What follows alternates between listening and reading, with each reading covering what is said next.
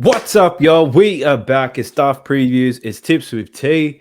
It's an 11-game slate coming up. We've got another 2-player props, 2 same-game multis. Let's get it. Sub to the channel because your boy's getting busy. Coming to your line from the west side of Sydney. We've got the free picks and the juice and the daily. It's all free. You don't even have to pay me. Game time. All right, T. How are you, bro? Hey, good brother. What's up, Dan? What's up, Daft? Happy to be here and got a few good bits for us. Don't we always? Let's kick it off with a bit of accountability. We went 1-4 yesterday, or today for us, yesterday for our viewers.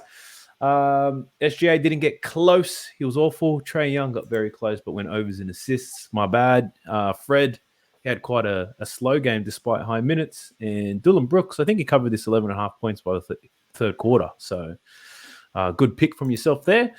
Looking on the season records, props were 7-6. We're not in the negative, but I wouldn't be boasting around our 54% win rate.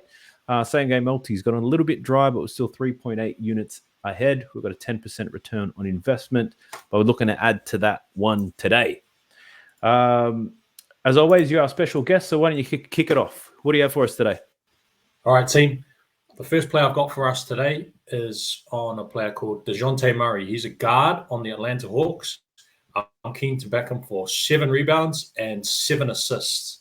Now, that's paying $15 over on Bet365. Massive odds. Now, before we get into it, I want to tell you, if you back this bet, you're much more likely to lose this bet than you are to win it. All right? But at the price, it has massive value, okay? I couldn't see this being... I see this being around a 12.5% chance, 10 to 12.5% chance that he hits this tomorrow against the Timberwolves. Now, when we look at his performance for the Hawks, he's actually hit that 12 games for the Hawks, 12 of his last 77. So what's that? Maybe a rate of about 15%, all right? And if we look at the Minnesota Timberwolves, they generally play a high tempo style of basketball. Let me just confirm that for you.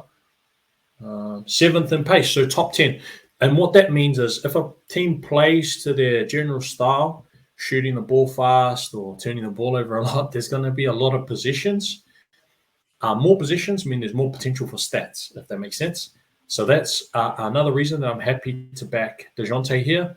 When I look at his projections via Basketball Monster, which is quite a good projection site, I don't mind it at all. So if you're happy to pay the fee to get a few projections and get some of their numbers in as well, I go to look there, and his assist line, they've got him projected for 6 assists and 5.4 rebounds tomorrow.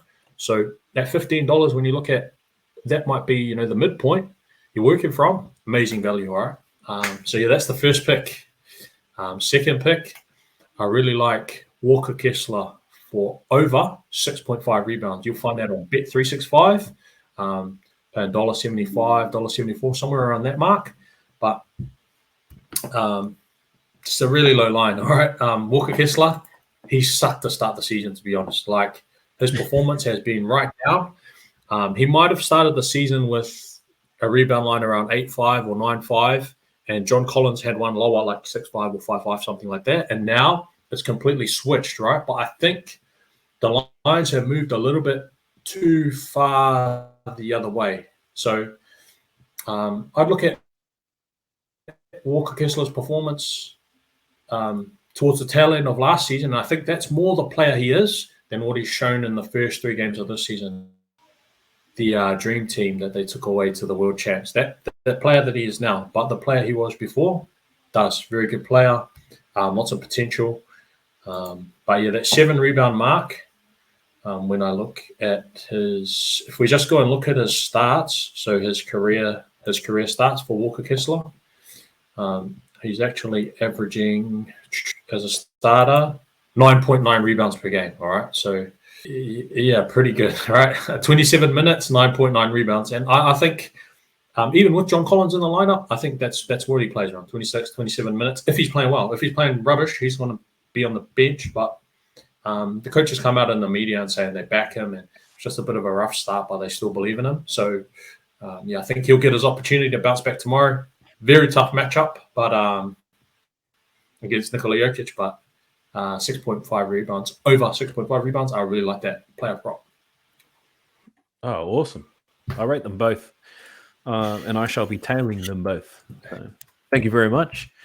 I'll kick it off with the same game multi that I have. And I've been waiting for this man to slow down, and he just keeps going harder and faster. So I'm liking Jalen Duren tomorrow. I'm taking him for 10 points, 12.5 rebounds, and 3 assists. That's $7.25 on Bet365. He's covered even just his normal stat lines. His points line is covered, his rebound line is covered, his assist line is covered every game this season, but I'm not putting too much stock in that. He's having a breakout season, that's for sure. But the reason why I love this game, this bet, is his matchup against Chet Holmgren. Duren's playing 33 minutes per game, averaging 18 points on only 10 shots per game. He's shooting 81% this season, so that type of efficiency is not going to last long. But given that his points are all dunks and layups and putbacks, I'm comfortable to take him for 10. He's averaging 15 rebounds per game up against OKC. They rank near dead last in offensive and defensive rebounds this season. In 3 of their games, the opposing center against the Bulls, against the OKC Thunder, they've covered their rebounds line in all games. Vucevic, Mobley, and Jokic. I reckon there's some time for regression, but I don't think it's this game. His assist numbers actually surprised me. They're a lot higher than I expected. He's averaging 4 assists per game so far. Small sample size, 3 games. But I've taken a look close into the film. He's actually second in the team. Almost 7 potential assists per game behind Cade Cunningham. When I check the film, all of his assists come the same way. He does a lot of handoffs on the top of the key. Okay. Sabonis, Ben Simmons, Jokic. Those are cheap assists, those ones. Hand off, the player pulls up. Gets a lot of assists that way. He does a high-low action with Stewart. He catches in the high post, dumps it to Beef Stew down low. Easy layups. And he gets offensive rebounds and he kicks it out for a corner 3. So I think he's getting almost 5 offensive rebounds a game too. So I really like Duren. I've got a small play on him to get 20 rebounds tomorrow. 13-25. Good matchup. He's got a great matchup. Like, if Mobley's pulling down 15 rebounds, can you imagine what this man's going to do on OKC? So that's my first pick. My second one, I got Tyrese Halliburton, over 10.5 assists on Sportsbet. That's almost $2. You can get that for 9.5 on 365, but it's about $1.65. The Bulls have given up 10 assists, 2 consecutive games to opposing point guards, Cunningham and Schroeder. Decent point guards, but they're nothing like Tyrese Halliburton in terms of distribution. Halliburton second in the league, almost 20 potential assists per game behind CP3. He's averaging 12 per game this season. When I look at the tapes, a lot of his assists come in transition. They take a lot of transition threes. Buddy Hield in particular. He's got Obi Toppin as a new target, new lob threat, athletic, runs the floor. Miles Turner, pick and roll, runs the floor. Mathurin runs the floor. So they're long, they're athletic, and they get out and run. And in the half court, he's got a good pass into the high post for some nice middies. He's also covered this line at 56% in his home games last season. I think it's tremendous value at almost $2. Against a Bulls team that's going to be a little bit tired. I feel they're going to be tired. They're a bit banged up at the moment. So I'm rating Tyrese over 10.5 assists on Sportsbet. I like that, man. I don't mind that. In terms of the play, I'm not sure, but I like the way you broke that down. And the players you named, when you think about it, they're not the type of players where he passes to them and they run a second action. No. Mathurin shoots almost every time he gets the ball. Miles Turner does he's as well. Mostly shooter. Miles Turner, likewise, shooter, can shoot threes, can dunk. Obi Toppin, likewise. So that's 4 guys. If he swings the ball to them, they're shooting. Probably they got the green light. Or 1-2 dribbles, he's on the rim, or they're isoing, which will kill an assist. But they're play finishers, play stoppers. Who's the other guy? Bruce Brown. If he hits Bruce Brown, maybe Bruce Brown makes another play. He's more of a ball movement kind of guy. But those 4 guys that you named are like, those are assists. If you want to rank up, just pass to that guy. He's probably going to shoot. He's not going to be like, oh, I'll go one more. They don't get assists themselves. Yeah. So I don't mind it in that respect. I think, in terms of the game state, the Bulls have played pretty low scoring games. Is that right? They play at a slower pace themselves. slower Bulls team. play So at a that's slower probably pace, one but factor the against. pace is But push. yeah, that's one factor against. But Yeah. I wouldn't be in any hurry to be like, oh, he's going under 10 and a half, you know. Some people was like, Yeah, I knew this guy would suck. And I'm like, well, did you back the under? No. So don't worry about it, you know what I mean? Or I knew this guy would be good. You know, did you back him? No. Like, yeah. so Yeah, my other player. but it's good to weigh up the factors. Yeah, it's good to Yeah. toss up those factors that are like really good for you, that are going to be real positive with your bet. Like, for example, the amount of touches he gets and his potential assists and the amount of passes he's making, huge. The guys he's passing to shoots a lot. You know, one potential factor against could be the Bulls might ISO DeMar to the last 8 seconds of the clock each times, and then instead of your team getting the ball 120 times, they get it 110 because the Bulls took their time with the ball and really, the Pacers will push, but the Bulls will pull. So it's going to be one of those games of styles, you know what I mean? That's how I'd see that game anyway. Styles make fights. Yeah, I factored that in because, like, even when some of the games against the Bulls, I back the opposition and go unders purely because of that. The possession rate's going to be lower. The pace will be lower. I still got those wrong, but that's what I thought about those things. That was the way of thinking, and then those are the things that add up to, all those factors. They all go together. You want to have an idea of all of them. Like, so I learned something today from you. So Jalen Duren, you said his passing numbers, he's averaging 7 potential assists. So I was trying to think, because I haven't watched him for a while, but you say he's involved in like high-low actions and dribble handoffs and whatnot. So most big men, what I've noticed is they get that assist from, maybe someone kicks it to them, they come off, like, not necessarily the dribble handoff, but they just somehow get the ball, like they flash to the high post and then just move it on. Or they get that tip out, like offensive rebound, kick it out. The guy shoots a 3. That's like a pretty set play in the NBA. Offensive rebound. If the guy can't dunk it, he chucks it to a 3-point shooter. The guy relocates maybe top of the key or corner. Always but they in the corner. Like they've already practiced where their shooter's going to be, right? Okay, we've got the offensive board. The guy sprints straight to the spot and then puts it up. But knowing that he does that high-low and dribble handoffs, that's like a pretty key piece of information, because I would never consider to be like, Jalen Duren, how many assists? 4? I took him for 3, but his line's 1.5.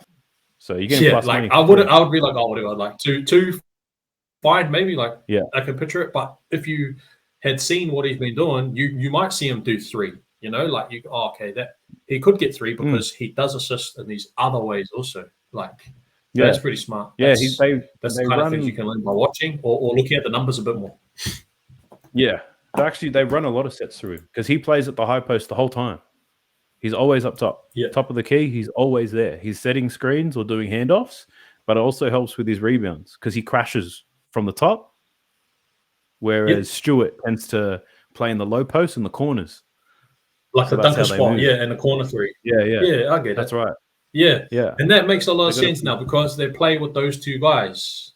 Like rather than having 4 guards out playing on a perimeter and one sort of in a Jalen Duren in a dunker spot or in pick and roll, they've got a little bit different setup. Yeah. It's pretty cool. They're good to watch, Detroit, honestly. Pretty deep team, deep young team. Come on, man.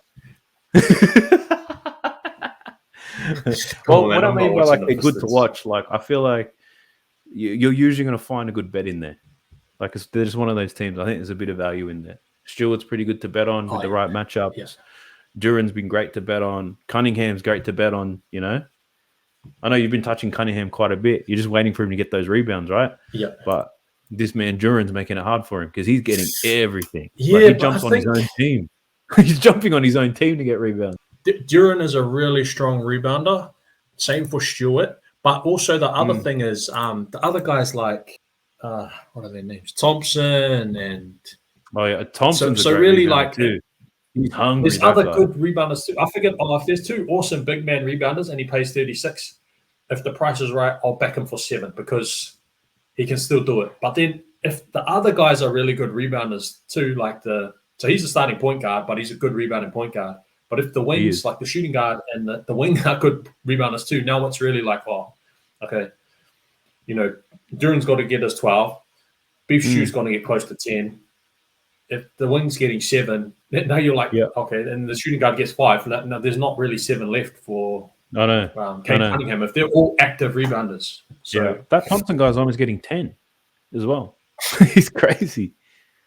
Osar Thompson or Amen, Yeah. one of them. One of It's them guys on Osar. that team. Osar. Osar. Yeah. Yeah, he's getting almost 10. It's crazy watching him play. And a lot of them are offensive too. Like he crashes the glass hard. He fights, he scraps for those. So they're not bad to watch. All right, that's a wrap for today's video, ladies and gents. 2 player props, 2 same game multis. If you're interested in seeing more of what we do, there's 11 games on tomorrow, so there's a lot more that we have to share. Jump into our Discord, jump into the Telegram. Links are below. We'll see you tomorrow. Hasta la vista, baby. See you, T. See ya. Good luck. Sub to the channel cause your boy's getting busy. Coming to you live from the west side of Sydney. We've got the free picks and the juice and the daily. It's all free, you don't even have to pay me.